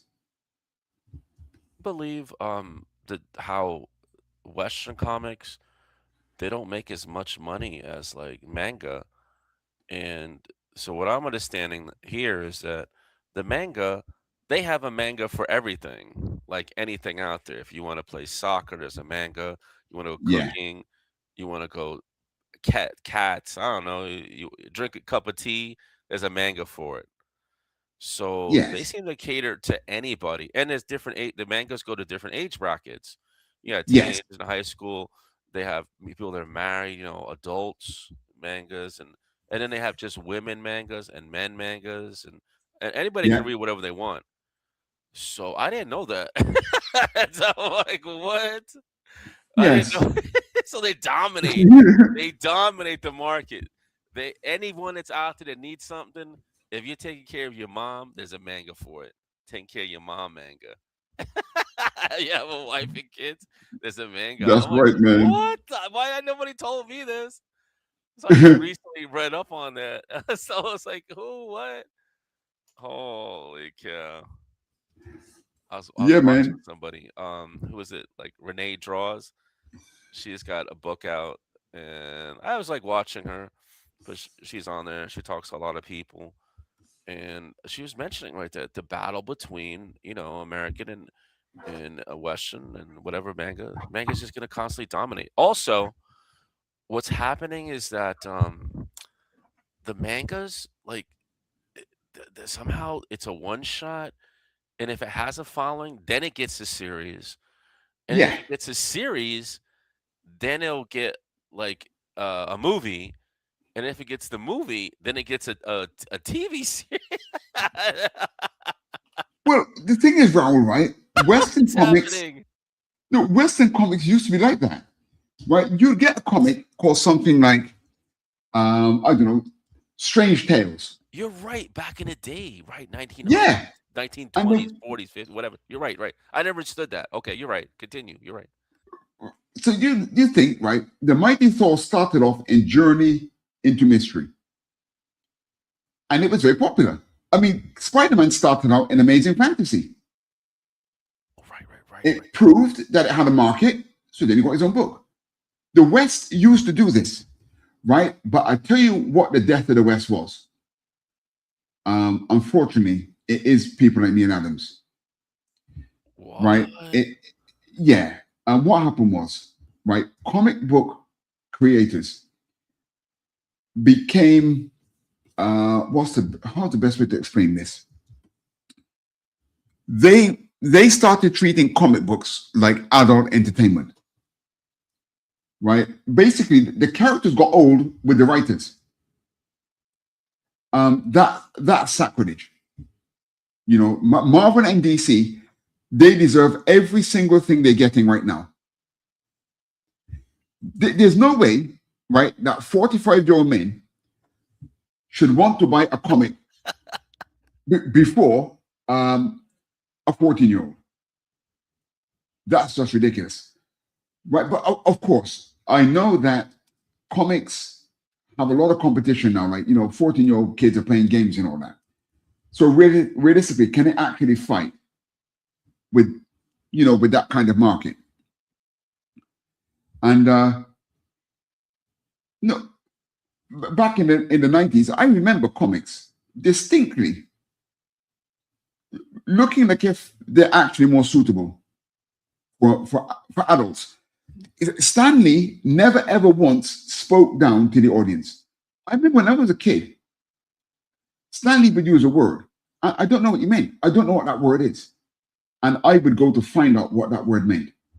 And that's why both adults and children liked comics. Ah, very good. A father and a son would both be reading the comics. Stan Lee didn't care that you were young. He would use the same language, but he'd put it in a way that was so entertaining that even if you didn't understand what it was, you'd make it your business to find out what that word meant. But I think a lot of the writers after Roy Thomas, they got too caught up in it. They started making stories that, yeah, they liked it as a man, but it's not really for kids. I'm really glad For example, there was a series. Okay, look, Neil Adams, right? Absolute genius. I just told you the stories about him, right? Yeah. But he had a comic. You know, there was a time when the Green Lantern was dealing with drugs and campus and all this kind of nonsense, right? Well, I mean, I'm not interested in the Green Lantern, right? Talking about drugs.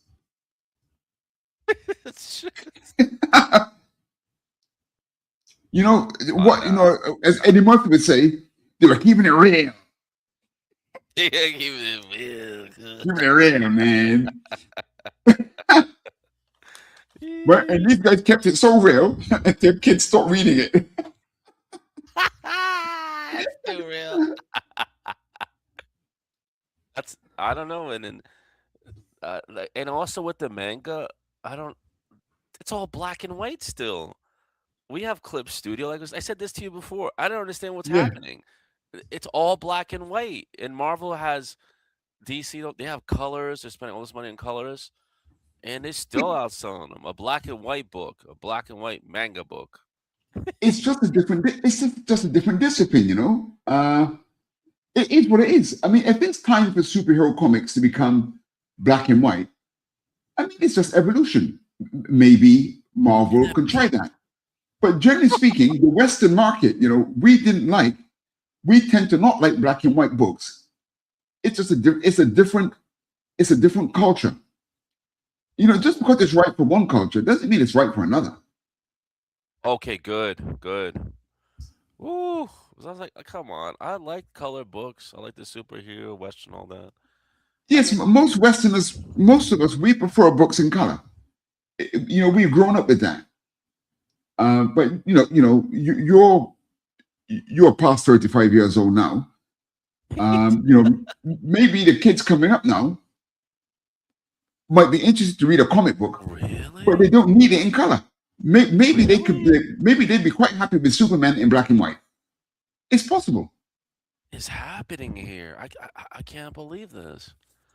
And the manga seemed to be like the independence that we once had. Yes. I can't believe it's some kind of cultural shock thing to me. So like like Harry Crumb and Crumb Art, and Yes.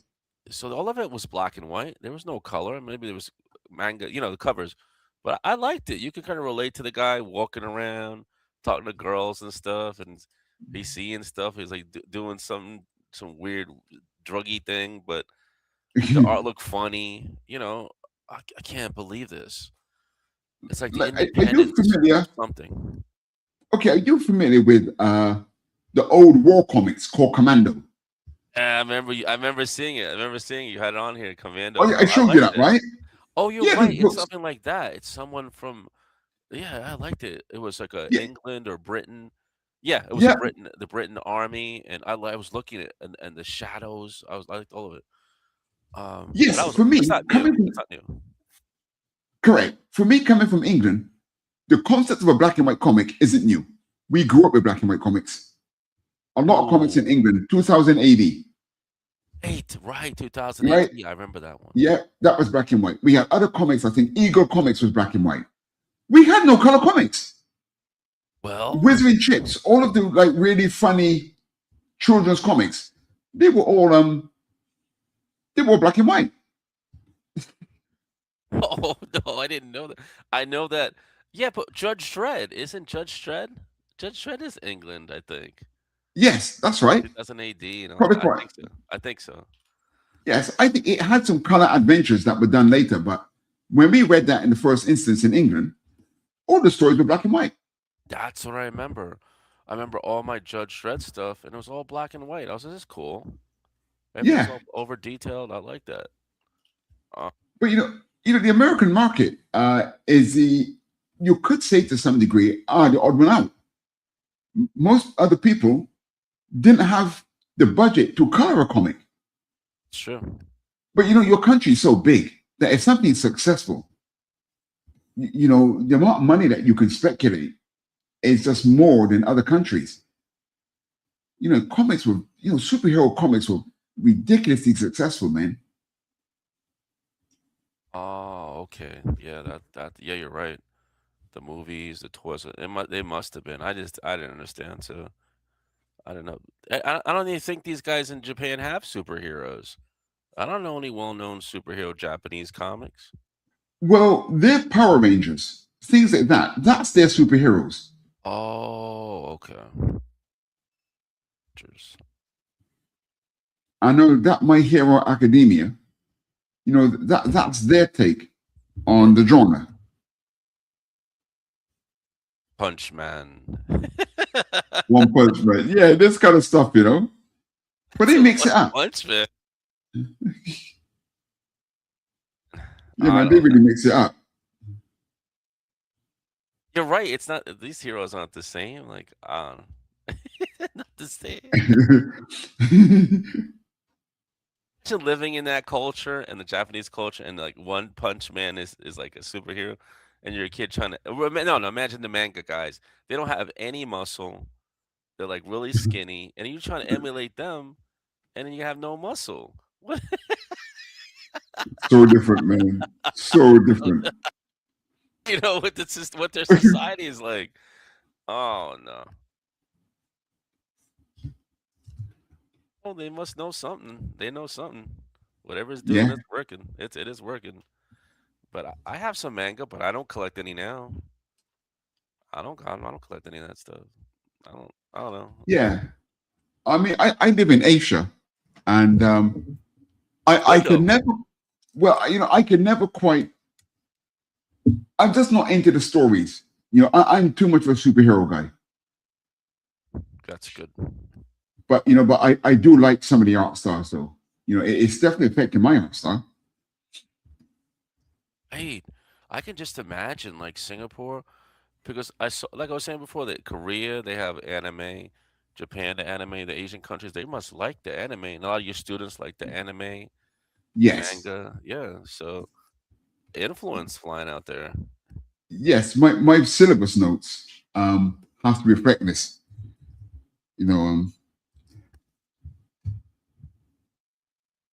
So with your school, is it all digital, or is there like traditional stuff being done there? Both. The students can draw traditional or digital if they want, because the principles of drawing just remains the same. Oh, you're right. You're right. Because when I was looking at the Joe Kubert school, they had iPads, but they had paper at the same. All the students, yeah. I don't know. Yeah. So they, of course, but when it comes to coloring, we only do digital coloring. We don't do any real watercolors in that. So coloring, they have to go into digital if they want to do coloring. But if they're just sketching and inking, they can stay traditional. When they get to lettering, they need to move into digital then. Okay. Yeah. I think maybe the inks too. Like they do. Maybe they want to do digital. But I see a lot of guys that do pencils and inks, traditional as well. Yes. So the coloring, there's no way it's going to be traditional. Okay, I didn't know that. Because when I was taking the art school in the city, and then they took a trip to Valiant, the teacher, he would do traditional. I don't know if I mentioned that. Yeah, he would do traditional watercolors, and he was teaching us about watercolor technique. And I don't know if they do the watercolor first, maybe as layouts, and then they touch it up with digital. I don't know. Yes. Well, that's back again in the 90s. Back in the 90s again. 2000s, whatever it is. And then there's no way you could be doing like, but these guys do. Marvel, Joe Jusko, they're not doing digital. Whoa, what we got going on here? Right. Okay. So this is from the syllabus, right? From my class syllabus. Oh, sweet. I have to have exercises like this. Nice.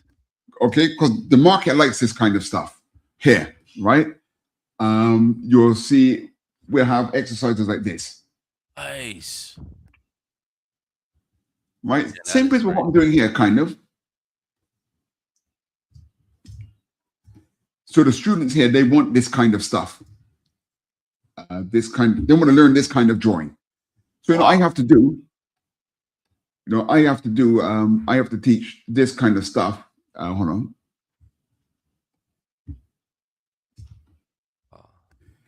Okay, the other sheets are not here. My daughter did this worksheet. Your daughter did this Yeah. now? Yes. She works now for a publisher, but she did this worksheet for me. Oh, she can draw. Oh, that's great. Yeah. She does. She used to do caricatures with me and everything. This was a popular worksheet. Oh man, Gone. that's fantastic. Fantastic. Yeah. So it's this kind of thing that I'm doing for Thunder Zone. Similar. Because all drawing follows the same thing. Like here now, I'm just getting to the detail on her. I don't know. You're right. I didn't know how the syllabus worked, and then I just wanted to know I was thinking maybe they were doing Western comics, and then how.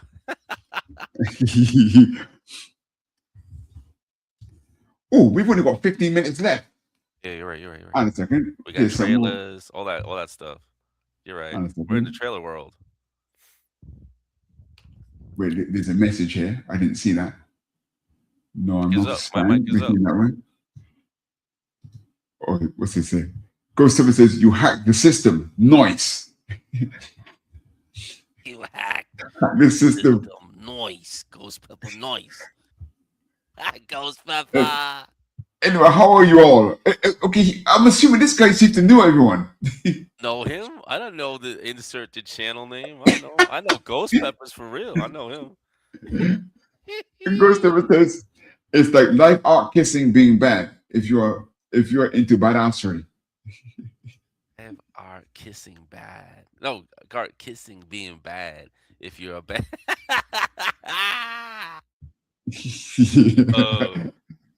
And then insert challenge. Yo, what does this 333 mean?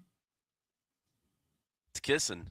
Look, it's an anime. It has the 2 dots and whatever it is, colon, semicolon, and it has the 3, and it's like the lips kissing.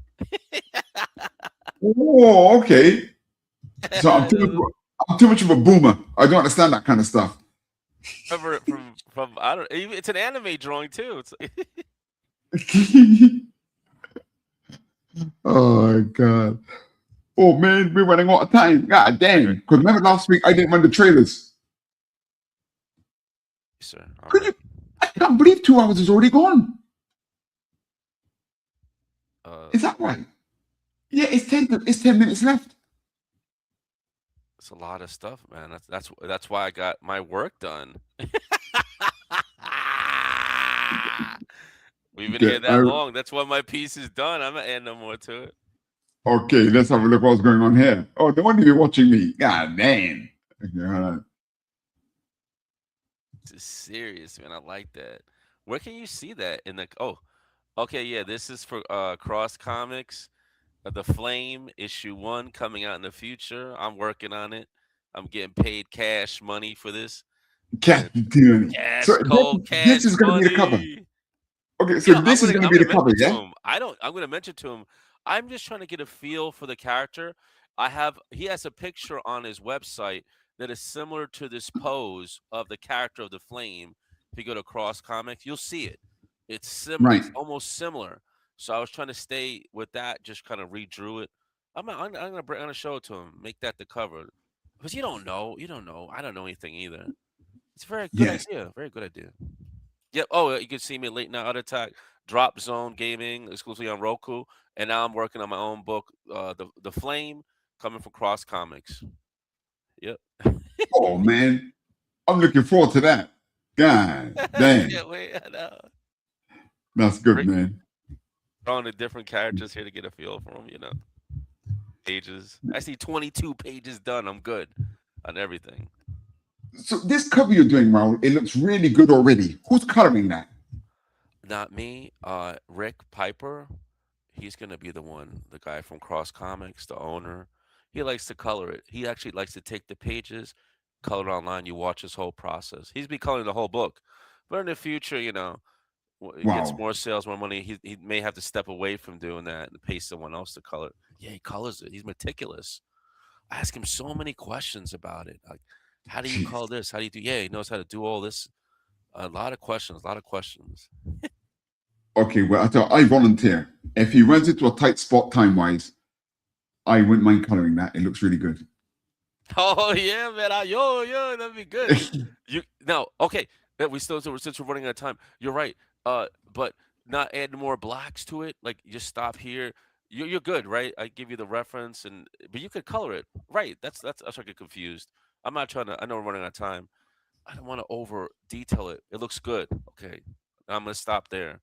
But then he says to add some drop shadows, all that good stuff. I know I can do it and cross hatch it. I gotta keep it at this level of simplicity. Yeah, it looks good, man. God, Yeah, you want to color it? I could definitely send it to you, and then your name will have to be on it. No, I mean, you're going places too, man. No, you want to actually color it because it looks good. Okay, I mean, of course, you don't have to use it because if the publisher's got someone else to color it, no, then he's the one coloring it. That's not a problem, You're superior to him. You're superior to him. Nah, I got to see his work first, man. The man might be on. Oh, you're right. I apologize. You're right. He told me he did cell shading for Canadian Shield. I looked at his new stuff for the snow piercers or something. It was right. It's airbrushed. You're right. I apologize. He knows how to color. You're right. I apologize. You're right. Yeah, man. If the guy's better than me, he shouldn't be publishing my nonsense. But I'm just doing it. No. You're right. Because you're Raul the man. Yeah. I'm gonna save a high resolution. How much resolution should I save it? 4,000. I'm 300. 300. If you can send me 300 resolution, that would be cool. You are so good at it. Okay, so I'm gonna send you this, and I'm gonna send you the color image, the one that's on his website. Yes, it's cell shaded. It's not airbrush, but it's kind of similar to the pose. I'm gonna send it to you tonight in the Facebook Messenger and a high res and Facebook. I'd be honored if you can color it. And oh wow, imagine the cover already. Oh no. No problem, man. That's a good pose, man. I like to look at that pose, That pose is similar to the one that he did. He understands superheroes, understands poses. You know what I'm saying? It's like he's a writer, he's an artist, but he's not as great as the penciling. He's not like us. But that's why he has to pay the people to draw his book. Right. But like what we're saying, he has the words. He has the words. He has the vision. And that's why I'm getting paid to draw it. But so when you look at his work, you got to try to be a little bit more open-minded. He's not a professional artist. So just be a little more open-minded to what you see on the website. Yeah, no problem, man. It's like Dan Sen can draw. Remember Dan who we had on recently? Yeah. He's a pretty good artist, but he doesn't do it as much as us. That's it. But he can draw as well. A lot of these self-publishers guys, man, they a lot of them started out as artists. They know what it's about. In fact, that's why they make good editors, because they know what it is that we're trying to achieve as well. Yeah, I'm gonna drop the link to his website, and then you can look at the art if you want, or you can put it up here. Yeah, I'm gonna do that right now. Oh my God. Okay, we're running out of time, man, because we've got all these trailers to run. All right, good stuff. We don't want to get in trouble. You take your time, Raul. You send me this when you finish your inks. Don't rush. Right? You do all your detail, and then send me the reference, and I'll be happy to color that. Yeah, man. Yeah. Man, I can't wait. I can't wait to see Jerome on there. Okay. I'm Jerome Hinds. I'm just doing the stretch goal of Mero. I'm just rendering her. It's almost finished. And this will go into the Kickstarter that I'm going to run a trailer in a moment. This is going to be one of the stretch goals extra pages on how to draw comics from the Thunder Zone. Just before we go, we got two more here. Sorry. Ghost Services, bot's gonna bot. This is very odd, right? I see. It's Cross Comics you're with, yeah, Raul? Oh, there's the link. Okay.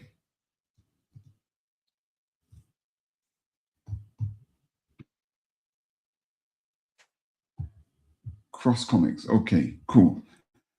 All right, but yeah, you can find me on social media, as it says here. Sorry, 1 second. One moment. I keep forgetting to hide my messages. Yes, you can find me at Jerome Hinds Art on YouTube, Facebook, and Instagram. And it was great fun here being here with you once again. I'm going to be back here at 6 p.m. for Super Saturday's Draw Along. Please do join me for that. So Raul, any last minute messages? Hello, Raul? Is he gone? He's gone. Oh, sorry, dear. They kicked me out. Run the trailers. I got kicked out. So I kicked you out. Sorry, man. Sorry, brother. I'm sorry.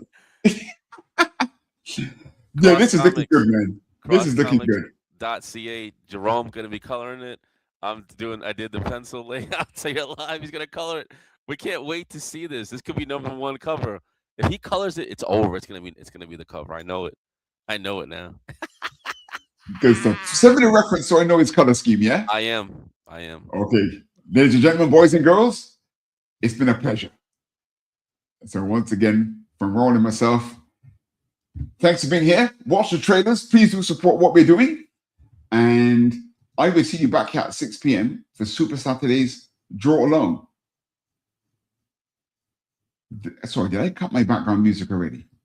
I don't hear any music.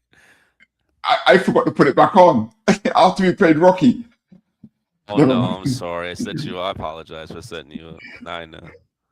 Okay, buddy. Peace. Hey.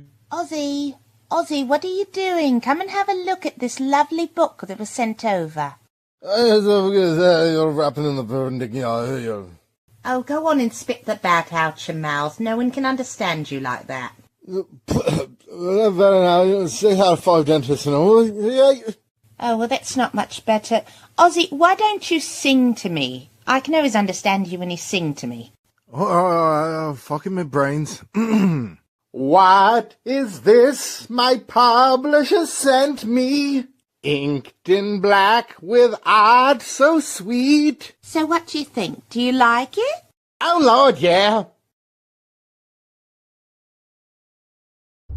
If you like stories about truth, honor, and justice, then you should check out MAGA Man. It is Donald Trump as many now see him, the defender of justice and a warrior for peace through strength. MAGA Man is an all-American style 22-page comic book, so get over to fundmycomic.com and support the culture of truth, honor, and justice. With MAGA Man, the most needed hero of all. MAGA Man.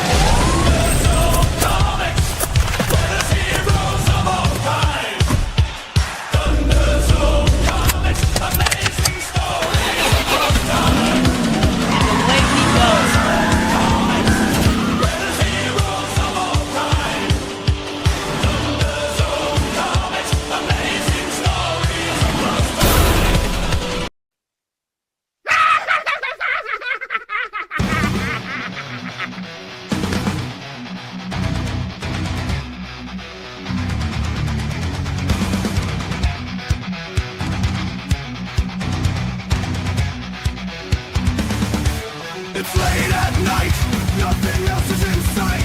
I need something to make things right. Nothing smart, maybe comic book art. Sounds good to me, let's let it start. Late night, on attack. Late night, on attack. Late night, on attack. Late night, on attack.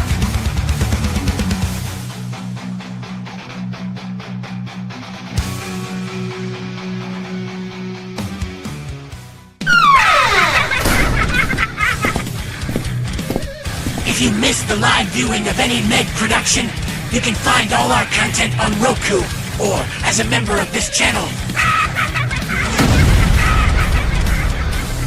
Madness Entertainment Group.